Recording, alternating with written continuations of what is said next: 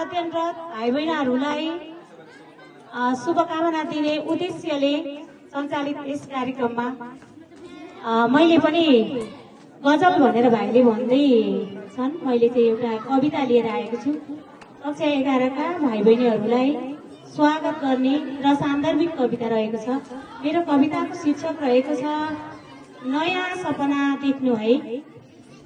नयाँ सपना देख्नु है, विद्यालय रूपी पवित्र मन्दिरमा पाइला टेक्दै गर्दा, ज्ञानको उज्यालो पथमा अगाडि बढ्दै गर्दा, नयाँ कक्षा, नयाँ साथी, नयाँ गुरु, नयाँ नयाँ कुरा समेट्दै, पसिना पोखेर निन्दहरू गुमाएर भोलिको मुस्कान सहितको सपना देख्नु है।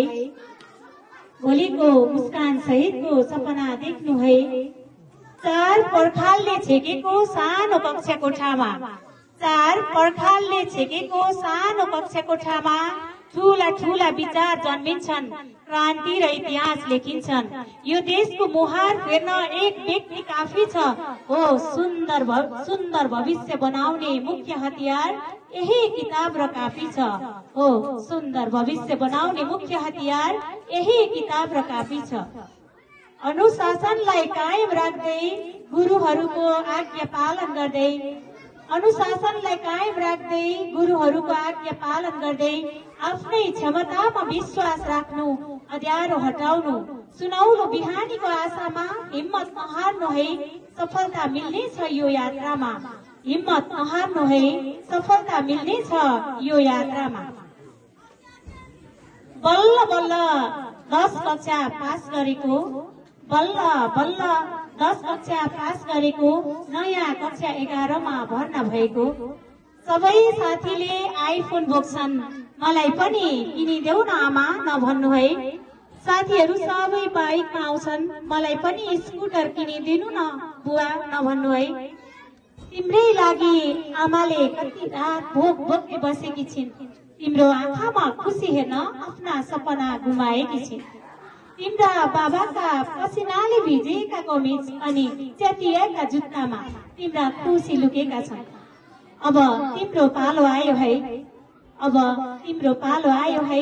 आमाको सपना अनि बुबाको खुसी देख्नु है। आमाको सपना अनि बुबाको खुसी देख्नु है। फलेको हाँगो नुइएको हुन्छ सिकाउनु पर्छ र, फलेको हाँगो नुइएको हुन्छ सिकाउनु पर्छ र। तिम्रै गुरुहरूलाई हेर न, कति अनुशासित, समय पालक, आज्ञाकारी, मनकारी, आदर्श, कर्तव्य र कति निष्ठावान हुनुहुन्छ। उहाँबाट केही कुरा सिक न। आज मेहनत गर्न सिक, कलिला दिमागमा सफलता भर्न सिक। यही माटोको सुगन्ध लिएर, यही माटोको सुगन्ध लिएर बालमण्डलको फूल सुन्दर फूल बनेर, यही माटोको सुगन्ध लिएर बालमण्डलको सुन्दर फूल बनेर।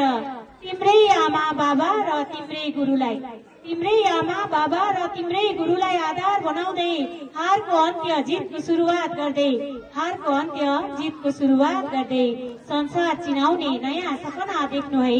संसार चिनाउने नयाँ सपना देख्नु है, नयाँ सपना देख्नु है। धन्यवाद।